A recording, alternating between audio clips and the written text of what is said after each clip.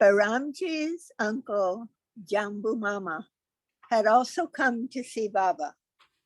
Jambu was wearing his usual black cap and long black coat buttoned to his neck. Suddenly, Baba laughed, remarking, "Look how Jambu is serving me. He is so quiet, sitting there in the corner, but he is rendering great service to me." All were confused and stared at Jambu. Baba explained, "Don't you see how he is covered in black? Because he is dressed in black, all the mosquitoes are feasting on him instead of me. He is saving me from being bitten. It is not an insignificant service." All chuckled at Baba's humorous logic. Later, during the course of conversation, some would go to another room of the house. Baba would say, "Don't let Jambu leave. All the mosquitoes are going to him." By making those near him laugh and making them weep, by feeding them and making them fast, by keeping them in comfort and making them suffer, by keeping them in palatial houses and making them stay in huts. I've lost my place now.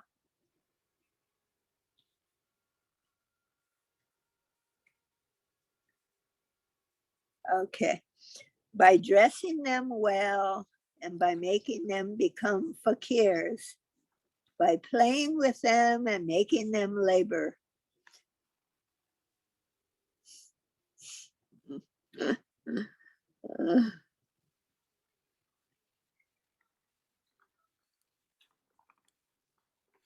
By joking with them and making them offer devotions.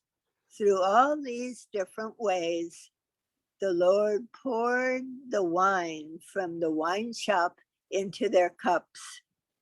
The only thing of lasting value for those who drank, it was to keep his pleasure and completely disregard the joys and sorrows of the world. That day, the master met every one of his relatives at his parents' house. Kissing little Mani farewell, he affectionately remarked to his father, "Mani is really most lucky and special." He then returned to Abdullah Jafar's residence. On 30th August, after staying in Pune for a week, Baba was ready to leave for Bombay, but before he departed, he visited the house of a young man named Mulag, who lived in Kirki, a suburb of Pune. Mulag owned a brickyard, which he showed Baba and the men Mandali. Baba seemed pleased to meet the man and see his business. At this time, Mulag was fortunate to play host to the Divine Beloved, but he was to betray Baba's pleasure by deceiving and swindling Bobo in a business transaction years later. Bobo is Baba's father, nickname. Baba and the Mandali returned to Bombay in the evening. When they arrived at the manzil, several strangers were waiting there to have Baba's darshan.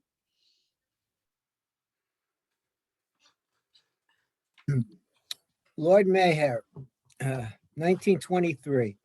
On October 18th, the first lot of Gujarati books was received from the binders. Before Baba left for Sikori, he told Kaikushru Masa, Sunamasi, and Khorshid to move from their home in Parel to the portion of the Irani mansion house in Dadar, which he had been using for the Mandali and Circle Company. Baba also told them that after going to Sikori, he had definitely decided to visit Persia with some of the mandali. He then instructed Naval Talati to obtain passports for himself and certain mandali, although Baba did not clearly indicate which men were to accompany him. And the footnote says a Persian passport was issued to MEHER on 16 October 1923. In the passport details, it is noted religion Zoroastrian, profession master. On Friday, 19th of October 1923, Baba awakened the mandali at 3 a.m. and after all had washed, the foot journey to Sakori began. This was their third walking trek in just over a year. This time, 14 men accompanied the master. Ali Sr., Rustam, Baidul, Babu Sakalwala, Baramji, Bujor, Dahiwala, Ustaji, Ghani, Nervous, Ramju, Sarosh, Slamson, and Vajifdar. And footnote says, Bujur, Sarosh, and Vajifdar accompanied them only as far as Gat Kopar, the first day's destination. Jal and Barsop had gone to their respective homes.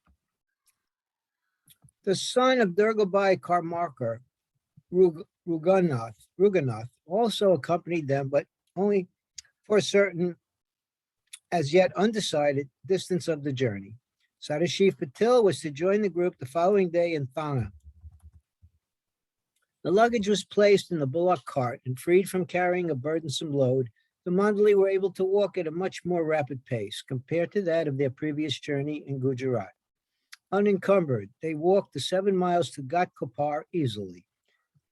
As they were searching for a place to rest, Keki Irani, Sarosh's future brother-in-law, came and requested that Baba come to his house.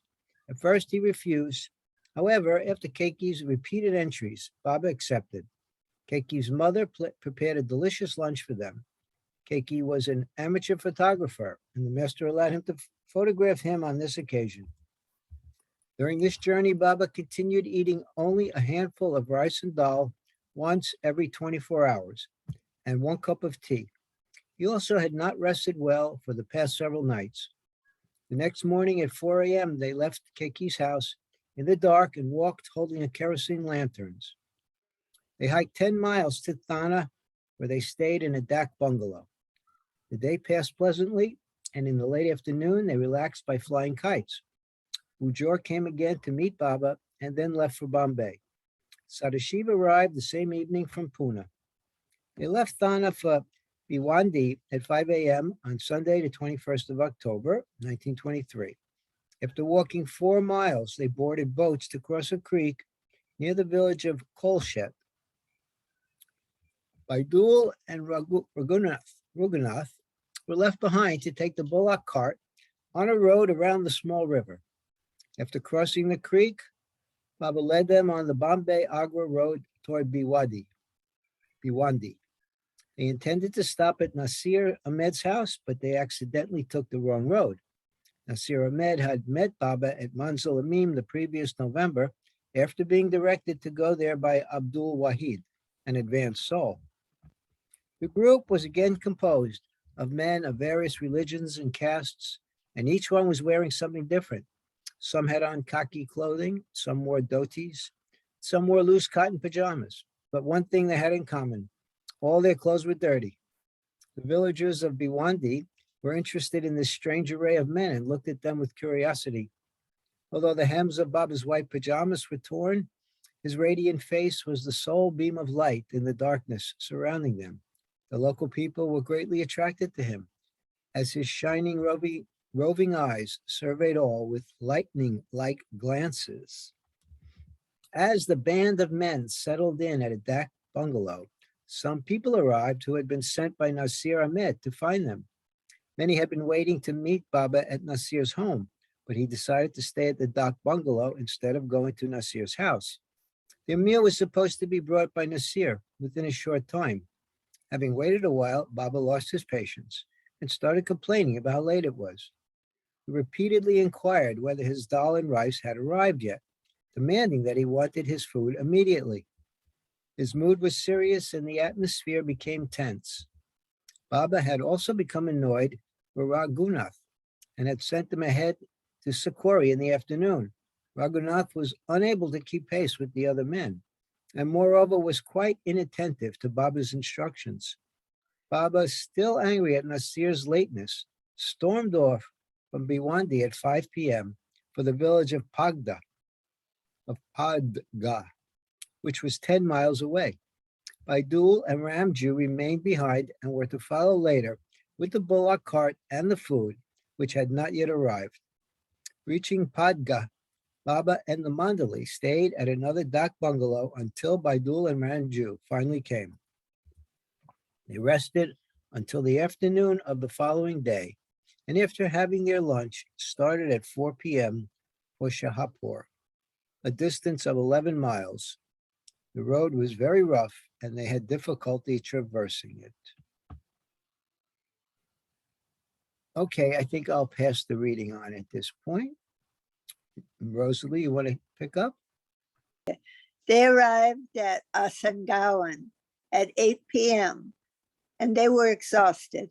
Although they had walked only 8 miles in 4 hours, they went to the Asangawan railway station, where they camped on the platform. No one could sleep due to the noisy commotion of the crowded station. Leaving Asangawan on the morning of 23rd October, they reached Shahapur within half an hour. As they were tired from no sleep the previous night, no one was in a good mood. Those who were unable to keep pace with Baba's speed left with Gustaji at 2:30 p.m. for Kardi, which was 10 miles away. Baba, with the remaining Mandali, left Shahapur at 3:35 p.m. Although they had started an hour later, they soon caught up with Gustaji's slower group at the 9th milestone. Baba's group proceeded, leaving those with Gustaji behind, and reached Kardi at 6:40 p.m. They again camped on the train station platform and soon after dinner went to sleep early. On the 24th of October, Baba and the group of men left Kardi at 4 a.m. for Kasara. At Kardi, the hilly ascent of the Ghats began, and some of the men suffered muscle cramps, sore feet, and blisters. The bullock cart had to be pushed from behind, as it was difficult for the animal to climb the steep hills. Gradually, each man became extremely irritable during this exhausting walk. Reaching Kasara worn out, they stayed at a dharamshala, where they immediately sought rest. Gustaji's condition was by far the worst. Besides being tired from the strain of the day's journey, his health had not been good, and he had large blisters on his feet. He was the last to arrive at the dharamshala.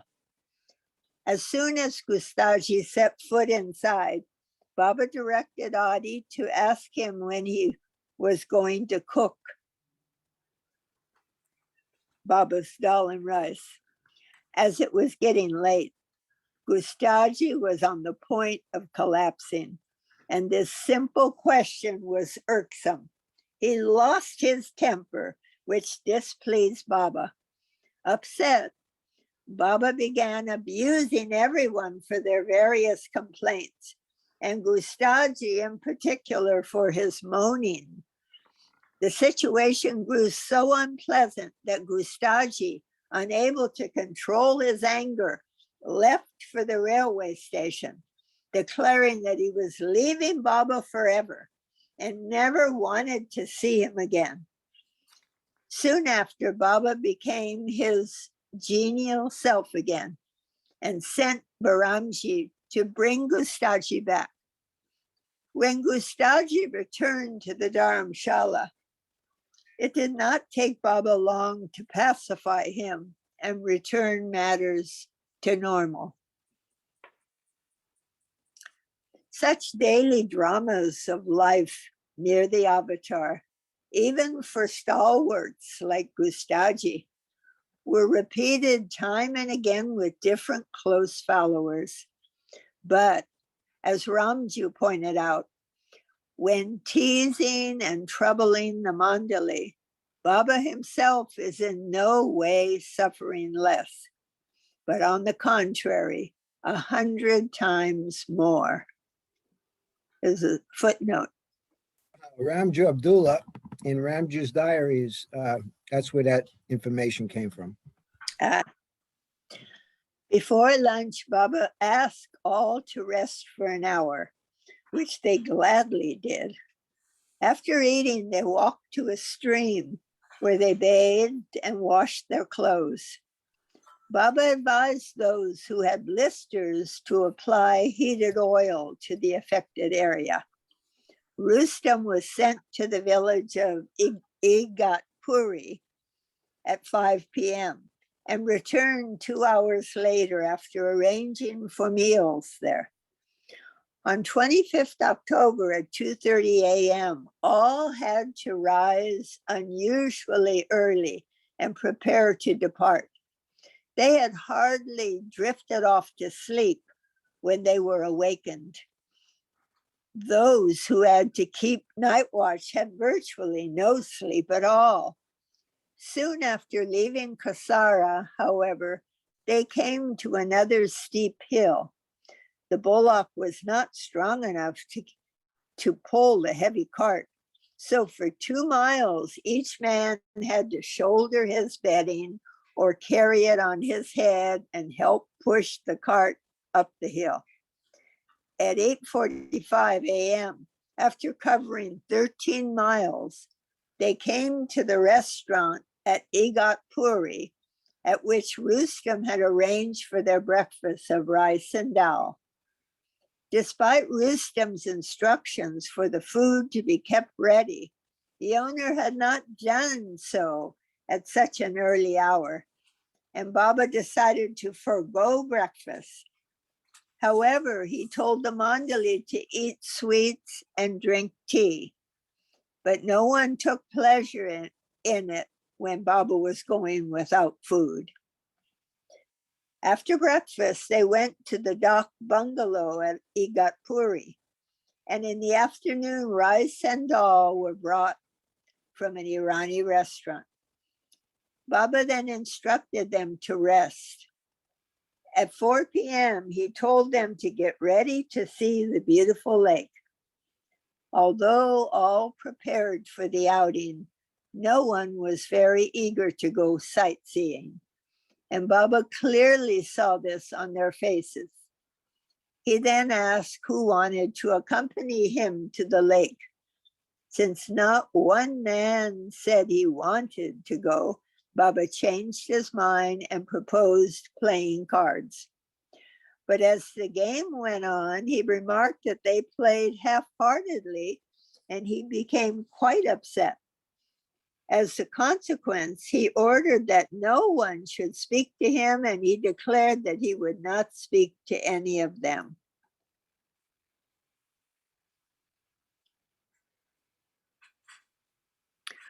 The Mandali thought this was only a threat, but Baba immediately began keeping silence and did not speak with anyone except Baramji. It was a significant day. It was the first time that Meher Baba kept silence with the Mandali. Although they retired early that night, they got up later than usual at 6 a.m. This was their first good night's rest in the 7 days since beginning the march from Bombay. The master remained silent and would convey messages through Baramji, who was feeling very pleased and proud that Baba was talking only to him, making him, in the eyes of the others, the favorite disciple of the moment.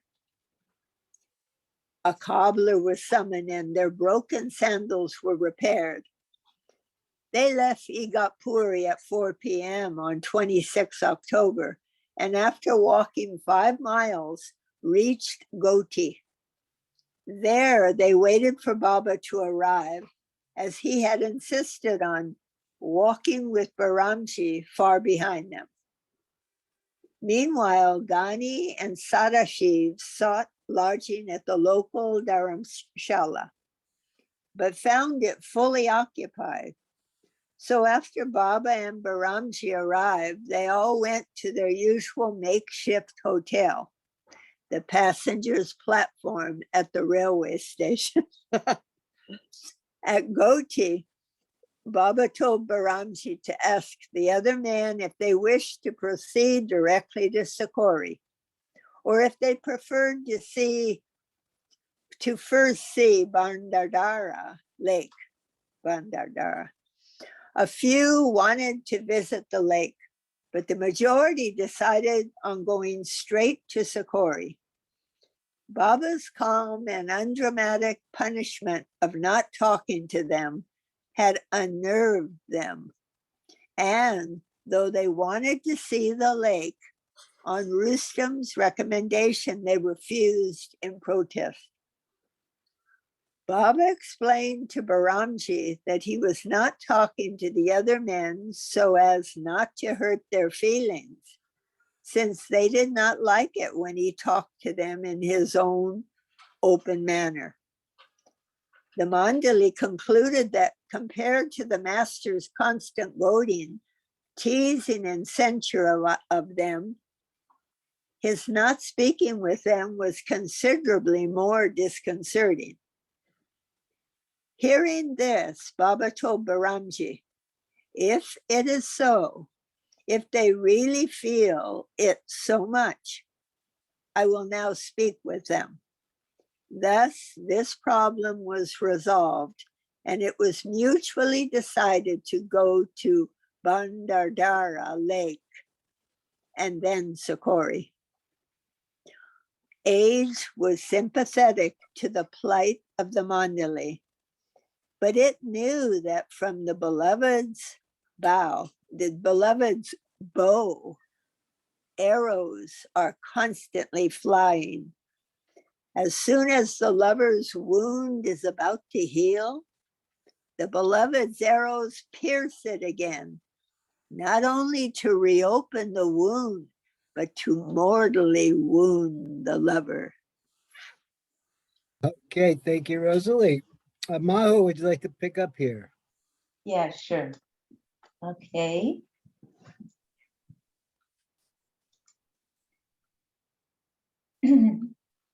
Excuse me. The beloved's indifference is his arrow which deepens the wound. And when the heart is pierced through and becomes broken, the beloved becomes completely indifferent to his lover. The lover then becomes so despondent that in his despair for the beloved's attention, he goes as far as to entreat his beloved to sprinkle salt on his wound, if the beloved so desires. What Baba had begun by keeping silence was the wounding of the Mandali's heart. Their hearts were not yet wounded, as the wound is created gradually, arrow by arrow. The pitiable weeping condition of a lover's wounded heart is something unimaginable. The tears of such a wounded heart are different from the anguish and experience of worldly despair and pain. When the heart burns in the fire of tears shed from the desperate longing, the wound does not wish to anything except the beloved.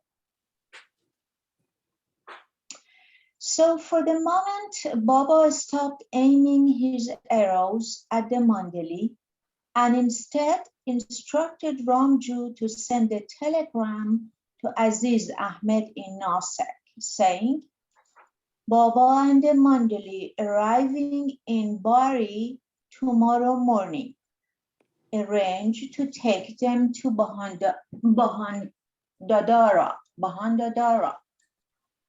Aziz Ahmed then wired his confirmation and informed his friend Mr.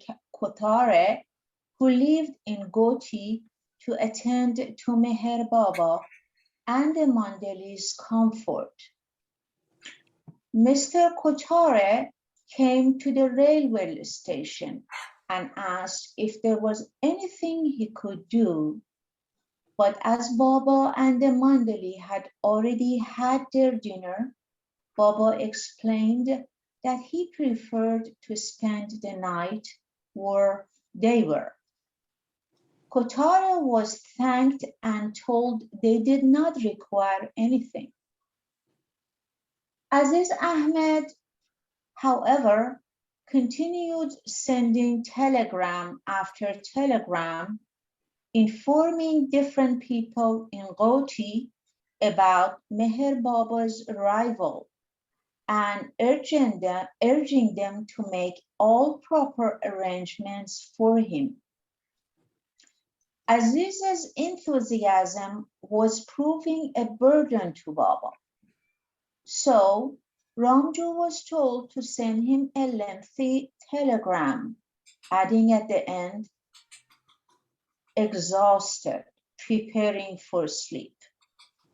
This put an end to his incessant telegrams. On 27 October, Baba again awakened the men early at 2:30 a.m. and left at 3 a.m. for Bari, 14 miles away. It was a grueling trek as they experienced much difficulty climbing 3 steep mountain passes. Ramju was sent ahead to meet Aziz Ahmed, but he could not find Aziz's car. Ramju was thinking that perhaps his enthusiasm had waned, but shortly thereafter Aziz drove up in his car with breakfast. He had not expected Baba to arrive in Bari so soon.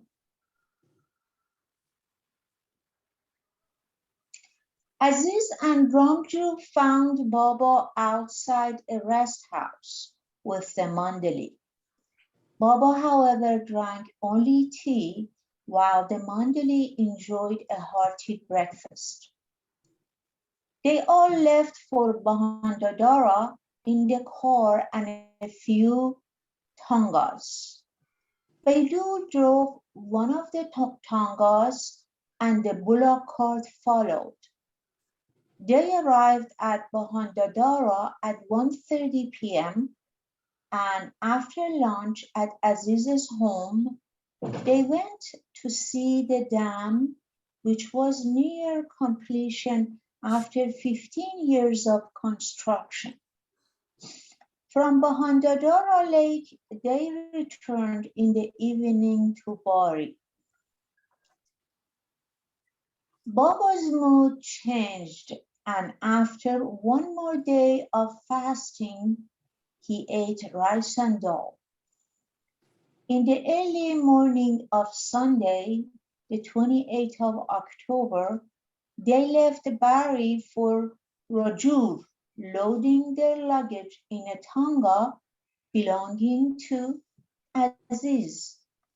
Baidur had stayed in Bahandadara with the bullock cart and was told to meet them at Rajur instead of returning to Bari. After walking 14 miles, they reached Rajur and stayed in a dak bungalow.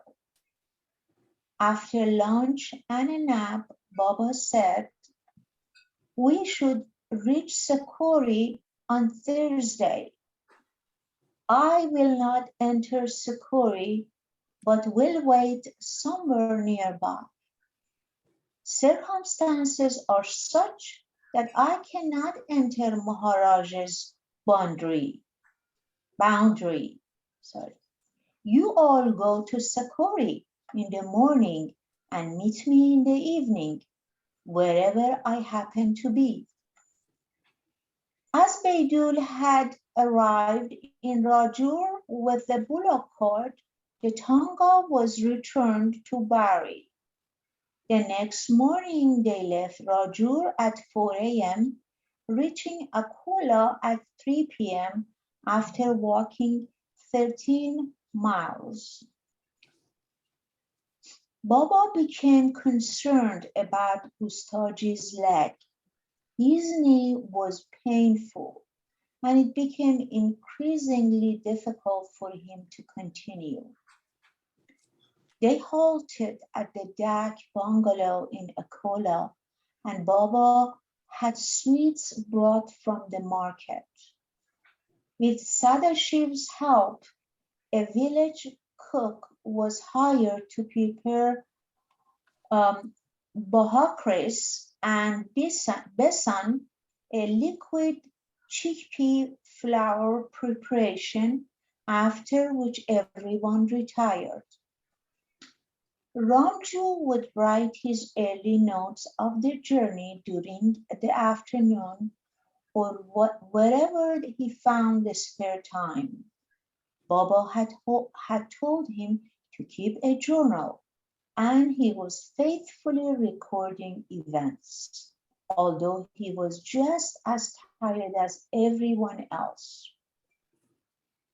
They left Akola at 3:30 a.m. on 30th October, the 12th day of their journey. By the 5th mile near a river, they were able to purchase milk and prepare tea. However, Sadashiv and Babu, who did not drink tea, took only milk. After walking 14 miles, they arrived in Sangamner, where they had their meal in a Hindu restaurant. All right, thank you, Mahu. Sure. Would somebody like to read, like Marilyn or Rainey or Elizabeth? Or anybody else who hasn't read?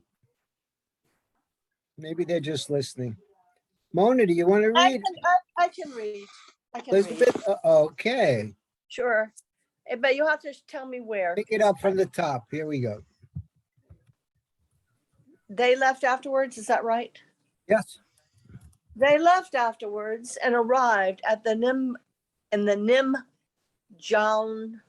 Nimjaunjali Dak bungalow at 9 p.m. They had covered 26 miles and all were so exhausted that they immediately went to sleep. After eating breakfast, they left for Bableshwar at 10 a.m. At Loni, they stopped for a short rest under a tree where Baba ate rice and dal. They left at 5:30 p.m. and before sunset arrived at a bungalow in Bableshwar. The house was situated at the junction of Sangamner, Belakur, Sakori, and Ahmednagar roads. Their plan was to proceed the following day to Sakori, which was only 10 miles away. Baba instructed them, fast from 7 o'clock this evening until you have Maharaj Darshan. Thereafter, you may eat whatever is served to you at Sakori.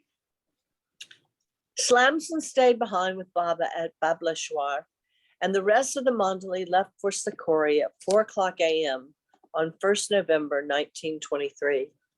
They also took the empty cart and bullocks as Baba wanted them given to Yeshwant Rao. And there's an asterisk. Sidebar says the cart would no longer be needed to carry their luggage as it had been decided to go by truck from Baleshwar to Ahmednagar. On the way, Rustam and Ramju went to purchase garlands Rustam paid a gardener to collect and string the flowers and wished to give him something extra, but he had no more money. Instead, for an odd tip, he gave the surprised man the contents of his pockets, a pencil, a bar of soap, and a silk handkerchief. At Rahata, a mile from Sakori, they met Padri, Vajivdar, and Burjor, who had arrived by train according to Baba's instructions. Finally, the men reached Sakori after a 2-week walk from Bombay. After washing, they went to take the darshan of Upasi Maharaj, who was seated inside the small bamboo cage in his thatched hut. Maharaj had confined himself to the cage for the past 10 months. As soon as Mandali stepped into the hut, Maharaj welcomed them with loud abuses. He angrily lashed out at them. Get out! Get the hell out of my hut! After being bombarded by his choicest Marathi curses, the Mandali had to comply and meekly retreated outside to sit in the compound. Disappointed, most of them had not even had a chance to catch a glimpse of the Maharaj. In the past, whenever Baba's disciples would visit Sakori, Maharaj would usually talk lovingly with them and then discourse about spirituality for hours, always seeing to their comfort during their stay with him. But on this occasion, after walking 200 miles for his darshan, they were insulted and mistreated. Finally, Maharaj, in an abusive mood, the residents of Sakari supposed the Sadguru was greatly annoyed with Meher Baba and displeased with his disciples. But how could they fathom the contrary ways of the perfect ones? After a few minutes, Maharaj sent for Baramji, Gustaji, and Sadashiv one at a time and gave them more of his appreciation by swearing at each of them.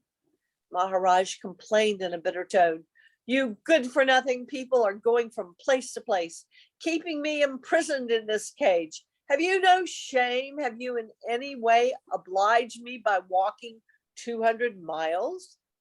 Then he added, go on doing as you are told by whoever is your somebody. Now return immediately to the place where you have been asked to return."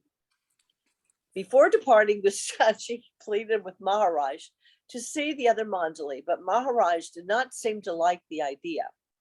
After Baramji, Gustaji, and Sadashiv returned with Maharaj's negative reply, the other men decided to inquire through Yeshwant Rao whether they would be permitted to have Maharaj darshan from a distance. They then broke their fast with tea served by Durgabai. After an hour, Yeshwant Rao brought the reply that without entering the compound of the hut, they could take Maharaj darshan from the gates and then leave immediately. Following Maharaj's orders, they took his darshan, standing by the gates of the compound. Maharaj had come out of his cage temporarily and was preoccupied with digging a pit.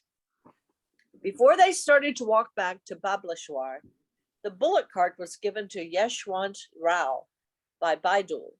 In turn, Durgabai and Yeshwant Rao gave them prasad of bread, besan, chickpea flour dal, sweetmeats and fruit, which they ate after reaching Rahata. They arrived at Bableshwar in the evening. Baba had kept a dinner of bread and vegetables ready for them. After eating, they told Baba everything that had happened. Afterward, for 2 hours, Baba explained to them the meaning by Maharaj's strange reception. Age noted poetically, the earth was soaked with rain, but before the farmer could plant the seeds of his crop, it was necessary to have the earth plowed. For how could it produce grain unless first plowed? In its saturated condition, the earth is fertile and longs to produce a harvest, but the soil must be tilled before the seeds are sown. The hearts of the Mandali were like the earth, watered and cared for by the divine farmer, Meher Baba. Okay, it is 1:30. Do we want to stop here, folks? Yes, we can stop. It's so beautiful. What does it say next page? Can you turn it to next page? I'm just curious. Stop the recording,